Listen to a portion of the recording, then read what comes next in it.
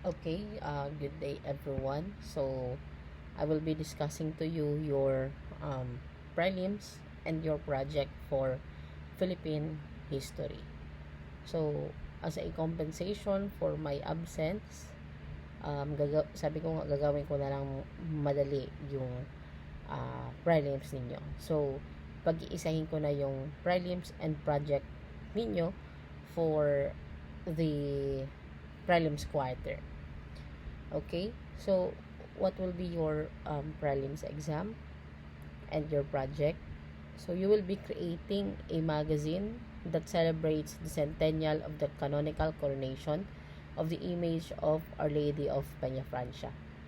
So through this project, this will allow you to explore historical, cultural, and religious aspects tied to the devotion to Our Lady of Peñafrancia and how it connects with significant events in Philippine history. So, here are the magazine guidelines. So, basically, mag-iikot yung theme ng magazine ninyo kay Ina. Connection with Philippine history and Our Lady of Peñafrancia. So, the focus is on the 100th year of the canonical coronation of Our Lady of Peñafrancia, incorporating its historical and cultural significance in the Philippines.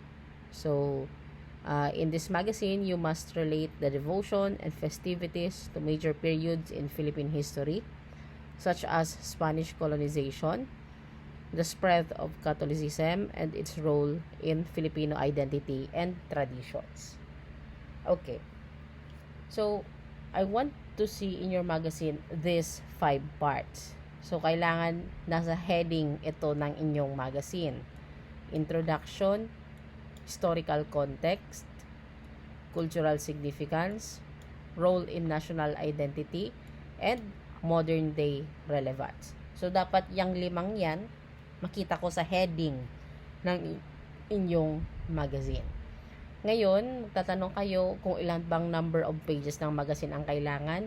Wala po, kayong bahala regarding sa number of pages. Kayo din bahala sa design, kayo bahala kung anong font gagamitin nyo, kung anong font size, anong font type, as long as na it is readable. So, yan yung pinaka-requirement. Readable yung magazine ninyo and hindi masakit sa ulo yung design. Okay. So, of course, alam nyo naman yung magazine, kailangan nyo din gumawa ng cover photo for your magazine. So, kindly refer to the sample magazine that I attach in the Google Classroom. So, ito yung mga content na dapat makita ko sa magazine ninyo. So, for introduction, kailangan makita ko sa introduction yung overview of the canonical coronation of the image of Our Lady of Peñafrancia. So, you can start your introduction by providing a brief background of the canonical coronation, which happened or which occurred on September 20, 1924. So, sa introduction, ikukwento ninyo ano ba nangyari noong September 20, 1924. Ano ba yung significance nitong event na ito? So, just to give a brief idea, ang nangyari sa September 20, 1924 is na-recognize si Our Lady of Peñafrancia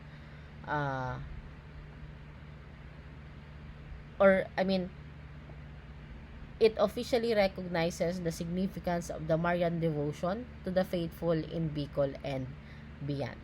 So, i-discuss nyo dito bakit importante itong canonical coronation na ito sa mga Marian devotees and most especially the Catholic Church in the Philippines.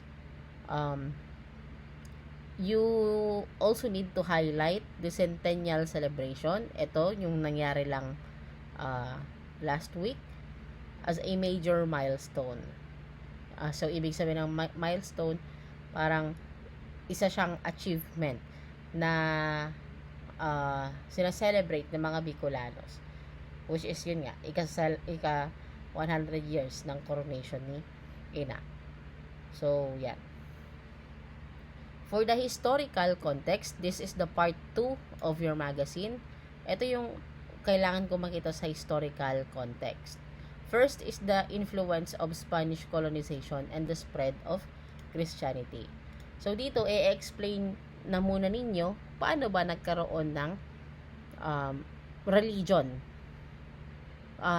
Most especially, Catholicism. Paano ba naipalaganap yung Catholicism dito sa Philippines?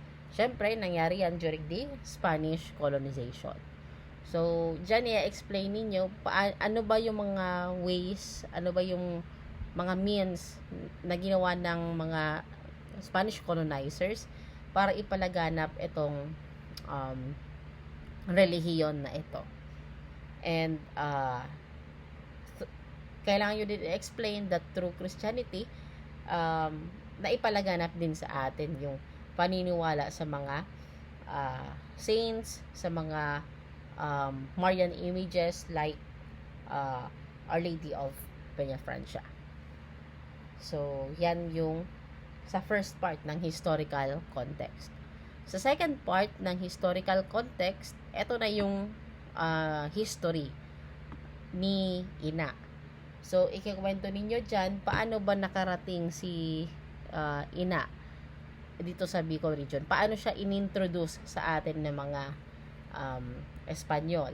Na, eto si ina, binibigay ko to sa inyo para, anong tawag yan? So yun, basically, ikakwento ninyo kung paano inintroduce nga sa atin ni Miguel Robles de Covarrubias si Our Lady of Peñafrancia. Pwede din nyo din dyan maikwento yung regarding sa aso, 'di ba? Na ginamit yung blood ng aso para pinturahan yung image ni ina, and then tinapon yung aso sa ilog. And then, suddenly, biglang nabuhay yung aso. So, pwede nyo nang isingit yan as doon sa history. Maraming sources ng history sa internet. So, please do not rely on ChatGPT alone. Kindly take a look at the Facebook page of Archdiocese of Cáceres. Nailagay yan doon. Na doon lahat ng info, may timeline doon regarding sa history of the image of Our Lady of Peñafrancia. So, kindly just scroll to the Facebook page of the Archdiocese of Cáceres. For the third part of your magazine, you will be discussing here the cultural significance. So, the first part is you need to explain ano ba yung role ng Peñafrancia Festival in Filipino culture. So, explain niyo dito na because of the Peñafrancia celebration, naging tradition na sa atin yung pagkakaroon ng traslasyon, yung pagkakaroon ng fluvial. So, pwede nyong ikwento dyan paano nagsimula yung traslasyon procession. Ano ba yung ways ng traslasyon noon?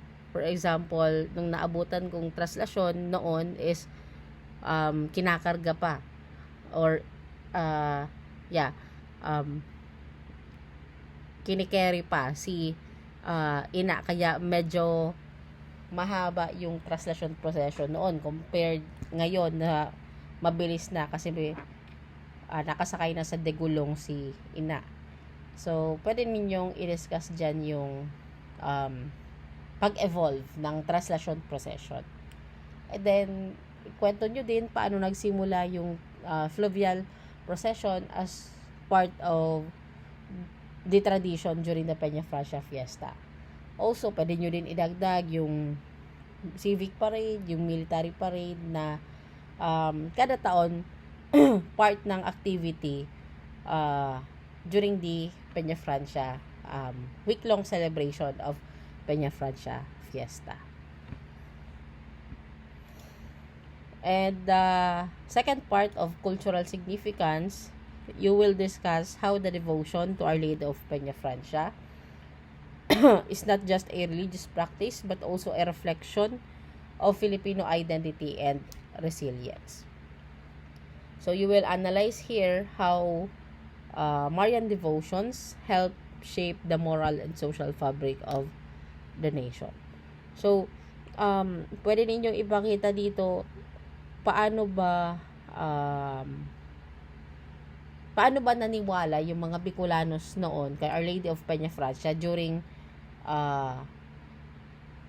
some important events in the past. For example, martial law.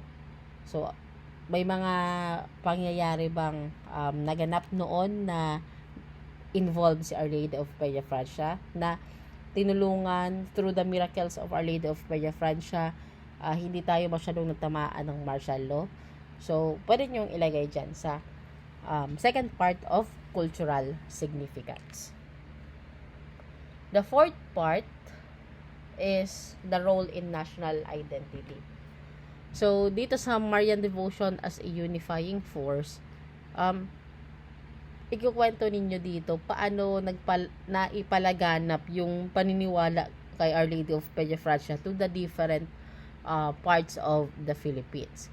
Kasi, di ba, as mentioned in the news, almost 1.5 million people visited Bicol to witness the fluvial procession of the image of Our Lady of Peña Francia.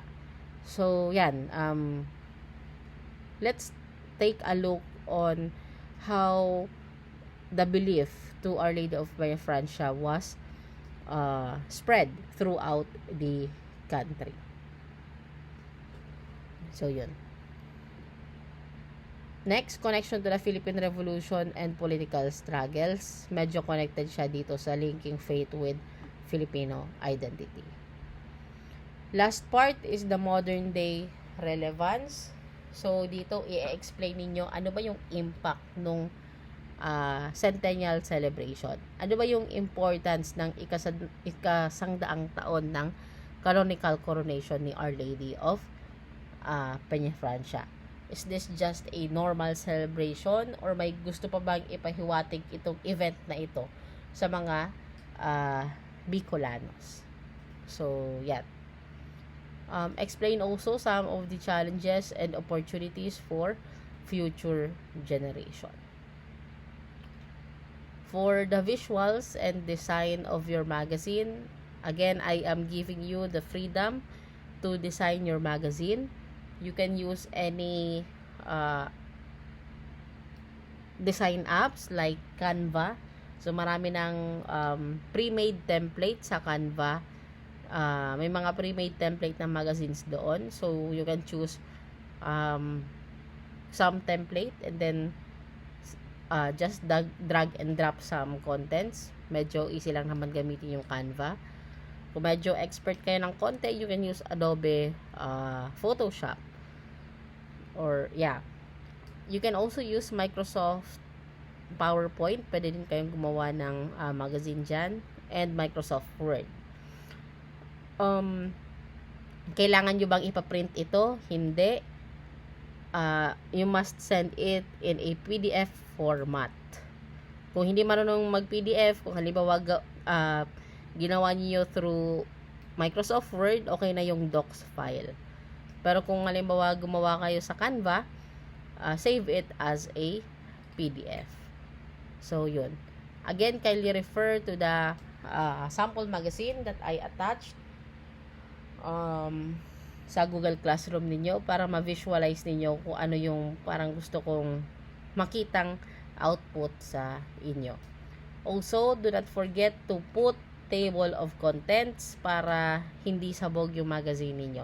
Alam ko kung saan mahanap, anong page yung introduction, anong page yung modern relevance, anong page yung history. So, yan. With regard to the images, you can use any images that are available in the internet, or I highly encourage everyone to use the images that you have taken during the Peña Francia Fiesta. So, for example, i-explain ninyo yung fluvial, yung translasyon, pwede kayong mag-insert ng mga pictures na kuha ninyo during the translasyon. Pwede ninyo i-insert yung selfies ninyo. Kung nag-ROTC kayo, pwede ninyong i-insert din yun sa magazine ninyo. Para mas buhay na buhay yung magazine ninyo and mas personalized. So, yun. And at the end of your magazine, I want to see all the references that you used. So, kung marunong kayo mag-APA format, kindly insert the link in APA format. So, including the links of the images that you used, kung halimbawa nakuha niyo sa internet yung image, ilagay niyo doon yung link. I discourage everyone to use ChatGPT kasi halatang halata ko kapag gawa siya ng ChatGPT. So, kung if ever gagamit bang kayo, paki-paraphrase ito and then lagyan ng link kung saan nahanap yung content na iyan. Huwag niyo ako bibigyan ng link na ChatGPT. So, I need a reliable website for your research. For your magazine, I mean. And, ano pa ba? Do not use Wikipedia as your reference for this prelim exam or for your output kasi hindi reliable si Wikipedia. So, for the deadline, I am adjusting it on October 1, 2024. So, that will be your deadline for your prelims/project for Philippine history. So, here is the rubrics for the here is the rubrics for this project or exam. 5 points for the historical accuracy if your magazine is comprehensive and accurate. You mentioned historical details with strong connections to Philippine history. 5 points if your magazine is relevant to the topic. So, meaning, it clearly connects the centennial celebration to the major themes in Philippine history. 5 points for visuals and creativity if your magazine is highly creative with visually engaging design and appropriate use of images. 5 points for cultural insight if your magazine has a thorough explanation of cultural relevance with clear examples and insights. 5 points for the language and presentation if your magazine is clear, coherent, and well written, no grammar or spelling mistakes. With regard to the language that you will be using in this magazine, use English, Bicol, or Filipino. You can use English, Bicol, or Filipino language as long as na consistent yung paggamit ninyo. What I mean by consistent is, kung halimbawa, sa first part, sa introduction, Bicol ang ginamit ninyo, kailangan hanggang sa kahuli-hulihang sentence ng magazine ninyo, it is written in Bicol language. 5 points if you inserted references that you used in your magazine. Use APA format for your reference. So, that is the this is the instruction for your prelims exam. So, if you have questions or clarifications, do not hesitate to send a message sa group chat natin, or kung nahihiya kayo, i-PM nyo na lang ako para masagot natin kaagad yung concerns ninyo. So, kung may mga scholar man dito na kailangan kaagad ng marka for the prelims, please submit it ahead of time para mabigay ko kaagad yung grade ninyo for your prelims. Okay? So, thank you for listening. Wait lang. Pakita ko muna sa inyo yung sample magazine. Ito yung sample magazine. So, So, as I have mentioned, kailangan may cover. Ganito yung cover, yung itsura ng cover. Yan. And table of contents. So, kailangan may table of contents yung magazine ninyo. Okay. So, yeah. Ganyan yung itsura ng isang magazine. So, kindly just browse it if you have time. So, yeah. Thank you.